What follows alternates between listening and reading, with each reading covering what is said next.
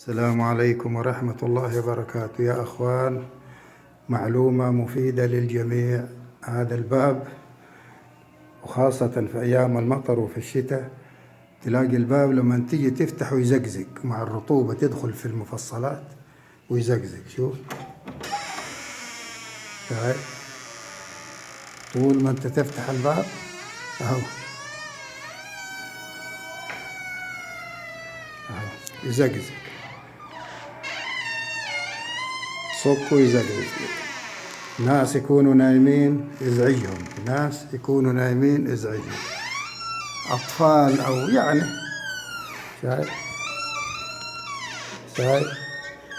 الحل بسيط جدا، بسيط. ايش شكله الحل؟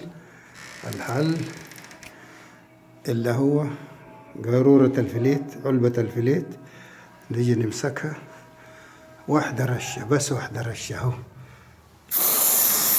بس. وهنا واحدة رشة بس، وهذه واحدة رشة اهو، وهذه واحدة رشة كمان، خلاص. وكمان من برا، شوف بدأت تروح ومن برا. وهذه رشة، وهنا هذه رشة، وهذه رشة، وهذه آخر رشة اهو، اي. وهنا كمان. دحين ما في صوت، شوف، شفت؟ راح الصوت، راح الصوت اهو. هذه مفيدة يا اخوان، شفت؟ وهذه تحصل في كل البيوت اهو. شايف؟ ينفتح الباب ولا زقزقة ولا شيء اهو.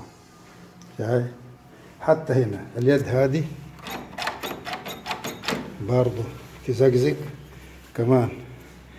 واحدة بخة هنا اهو، وواحدة بخة هنا في اللسان، خلاص اهو.